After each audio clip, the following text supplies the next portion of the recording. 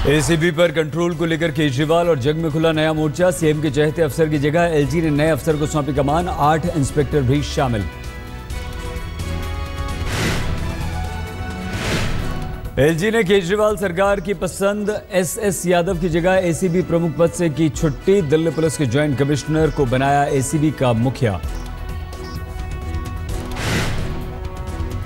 उपराज्यपाल के फैसले पर केजरीवाल सरकार ने जताया कड़ा ऐतराज। डिप्टी सीएम मनीष सिसोदिया ने ट्वीट कर इसे साजिश बताया। आम आदमी पार्टी के प्रवक्ता आशुतोष ने उपराज्यपाल पर निकाली भड़ास, कहा यह तो खुलेआम गुंडागर्दी है। नहीं, तो खुलेआम अगर हम कहें तो किसी गुंडागर्दी से कम नहीं है। जिस तरीके से अपॉइंटमेंट किया गया है, जिसमें ना तो दिल्ली की सरकार से बातचीत की गई, ना उनसे पूछताछ की गई है। सूत्रों के अनुसार एमके मीणा को एसीबी का मुखिया नियुक्त करने के एलजी के ऑर्डर को निरस्त कर सकती है केजरीवाल सरकार। दिल्ली बीजेपी के अध्यक्ष सतीश उपाध्याय ने कहा मुकेश मीणा को एसीबी का मुखिया बनाने का फैसला सही। जिस तरीके से मुकेश मीणा को जॉइंट सीपी बनाया गया है, ये सरकार की रूटीन पद है और जिस तरह की हर चीज़ पर रिएक्ट करने की उनकी आदत है और मनीष सिसोदिया ने भी रिएक्ट किया है। मुझे लगता है कि अनावश्यक रिएक्शन उनके काम करने का एक एजेंडा है। कथित सीएनजी फिटनेस किट घोटाले में एलजी नजीब जंग पर केस चलाने की फिराक में केजरीवाल सरकार। सूत्रों के अनुसार चीफ सेक्रेटरी से मांगेगी रिपोर्ट, राष्ट्रपति से मिलने की भी तैयारी। एलजी दफ्तर का आरोप से इनकार। एलजी के सूत्रों के अनुसार मुद्गल कमेटी से अफसरों को क्लीन चिट मिलने के बाद एलजी ने जांच को मंजूरी नहीं दी थी। एमसीडी के हड़ताली कर्मचारियों को केजरीवाल ने मई के बाद वेतन देने से खड़े किया हाथ, कहा जून के लिए प्रधानमंत्री से मांगो सैलरी। हमारे प्रधानमंत्री जी ने मंगोलिया को इतना पैसा दिया, मंगोलिया में जाके इतना पैसा दिया। अगर आप सारे जने प्रधानमंत्री जी के घर जाओगे, वो जरूर आपकी तनख्वाह देने के लिए पैसे देंगे, जरूर आपको। रामलीला मैदान में एमसीडी कर्मियों की रैली में बोले केजरीवाल, कहा हमें केंद्र सरकार से नहीं मिल रहे पैसे, आज केजरीवाल वित्त मंत्री अरुण जेटली से मिल सकते हैं। नॉर्थ दिल्ली के मेयर रविंद्र गुप्ता ने केजरीवाल सरकार के खिलाफ जाहिर की नाराजगी, कहा सैलरी के लिए आंदोलन करना हमारे लिए दुर्भाग्यपूर्ण।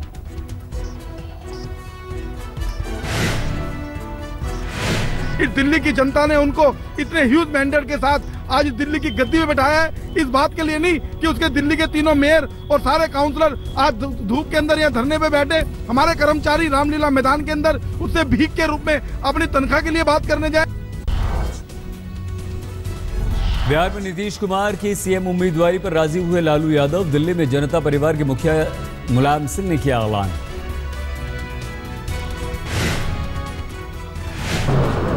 और नीतीश कुमार जी मुख्यमंत्री के उम्मीदवार होंगे बिहार का। आरजेडी प्रमुख लालू यादव ने कहा सांप्रदायिक ताकतों के खिलाफ लड़ने के लिए कोई भी बलिदान देने को तैयार। कि हमारा सीधा निशाना सांप्रदायिकता है, ये खाज और खुजली और कोड़ है देश के लिए कम्युनलिज्म। आज के समय में हम लोगों ने उनको मदद भी किया है और हम लोगों ने अपना समर्थन भी उनको दिया है। वो एक अच्छे मुख्यमंत्री हैं और भविष्य में एक अच्छे मुख्यमंत्री हो सकते हैं। बिहार में लालू नीतीश के गठबंधन पर बीजेपी ने ली चुटकी, कहा बिहार की जनता समझदार है, लोग नीतीश लालू के साथ नहीं जाएंगे। ये हारे हुए हताश लोग जो नरेंद्र मोदी जी को रोकना चाहते थे, तो अपनी हार की हताशा को बचाने के लिए मजबूरी में आए हैं। बिहार के पूर्व मुख्यमंत्री जीतन राम मांझी ने कहा नीतीश को दोबारा सीएम बनना बिहार के लिए दुर्भाग्यपूर्ण होगा। जिस पार्टी के साथ नीतीश का गठबंधन होगा वो हमारी दुश्मन नंबर 1 होगी। और उनको पुनः मुख्यमंत्री के रूप में नामित किए हैं, आश्चर्य लगता है। लेकिन हम यही कहना चाहते हैं कि वो बड़ा बुरा दिन आएगा जिस दिन नीतीश कुमार बिहार का पुनः मुख्यमंत्री होगा। बीजेपी में भी सीएम पद को लेकर शुरू हुई जंग। गया से बीजेपी विधायक प्रेम कुमार ने खुद को बताया सीएम के लिए काबिल उम्मीदवार।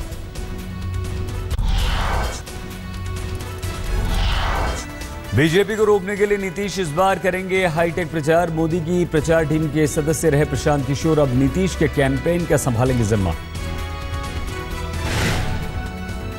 गुजरात में बैठ करके इतना काम कर रहा है तो सुनते रहते थे, इसलिए जब मुलाकात हुई तो ऐसी बात हो गई कि वे हम लोगों के साथ मिलकर काम करेंगे। केवी चौधरी को सीवीसी बनाने पर राम जेठमलानी ने उठाए सवाल। पीएम को चिट्ठी लिखकर जताई नाराजगी। कहा आपके लिए मेरा कम होता सम्मान अब पूरी तरह से समाप्त हो गया। 21 जून को अंतर्राष्ट्रीय योग दिवस पर होने वाले कार्यक्रम के लिए आज तैयार होगा सरकार का ब्लूप्रिंट। सरकार आयोजन को लेकर उठे विवाद पर भी देगी अपनी सफाई। योग दिवस को लेकर जम्मू कश्मीर के पूर्व मुख्यमंत्री उमर अब्दुल्ला ने भी जताई है अपनी नाराजगी। श्रीनगर में बोले जबरन कोई नहीं करा सकता किसी से योग।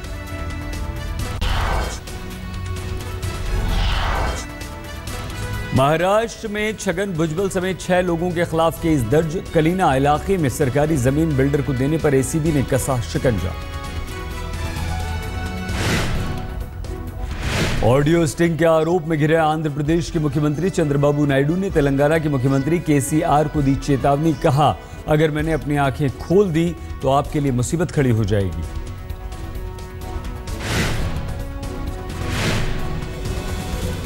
आज सोनिया गांधी ने कांग्रेस शासित राज्यों के मुख्यमंत्रियों की बुलाई है बैठक में राहुल गांधी के साथ मनमोहन सिंह भी रहेंगे मौजूद। आज से पटना में एनसीपी का राष्ट्रीय अधिवेशन। 2 दिनों तक चलने वाले अधिवेशन में शरद पवार समेत पार्टी के सभी दिग्गज होंगे शामिल। अब और आसान हो जाएगी 4 धाम की यात्रा। केदारनाथ, बद्रीनाथ, गंगोत्री, यमुनोत्री की सड़क को डबल लेन करने की योजना। नितिन गडकरी ने कहा 3 साल में पूरा हो जाएगा काम। झारखंड के पलामू में पुलिस और सीआरपीएफ के साझा ऑपरेशन में 12 नक्सली ढेर। नक्सलियों को पकड़ने के लिए तलाशी अभियान अब भी जारी। नक्सलियों के साथ ऑपरेशन के दौरान भारी मात्रा में हथियार बरामद। नक्सलियों के कब्जे से 8 राइफल मिली, 220 जिंदा कारतूस मिले। दिल्ली में एक बार फिर से दिखा रफ्तार का कहर। मेट्रो फीडर बस ने स्कूटी पर सवार युवक को कुचला। युवक की मौके पर मौत। गुस्साए लोगों ने बस को फूंका। मध्य प्रदेश के होशंगाबाद में एक प्रेमी जोड़े को दी गई तालिबानी सजा। घर से भागने पर दोनों के शरीर को गर्म लोहे की सलाखों से दागा। दोनों अस्पताल में भर्ती। आगरा में सेक्स रैकेट चलाने वाले गिरोह का पर्दाफाश। पुलिस ने 2 जगहों पर छापे मारकर 10 लड़कियों को आजाद कराया। 5 लड़कियां नेपाल की रहने वाली।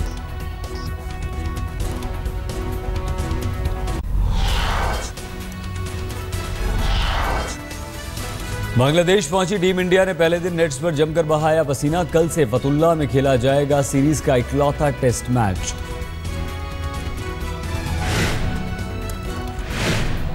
नेट्स पर टीम के डायरेक्टर रवि शास्त्री ने कोच का किरदार निभाया। पुजारा को फुटवर्क की खामियां बताई।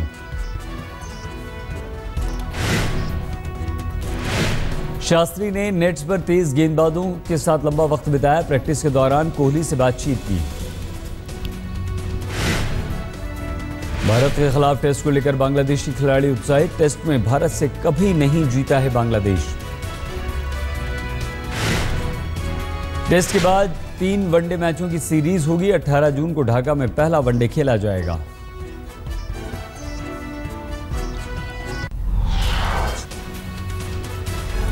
अमेरिका के न्यूयॉर्क में फरार हुए जेल से 2 खूंखार कैदियों का कोई सुराग नहीं। पुलिस का तलाशी अभियान जारी। सीरिया में खूनी संग्राम जारी। सीरियाई सरकार की तरफ से हवाई हमले में होम्स और इडलिब में 67 लोगों के मारे जाने की खबर। अमेरिका के हैनोवर में केमिकल प्लांट में आग लगने से अफरा तफरी। किसी के घायल होने की खबर नहीं। म्यांमार ने 150 बांग्लादेशी नागरिकों को वापस उनके देश भेजा। 8 जून को समंदर में रेस्क्यू करके निकाले गए थे लोग।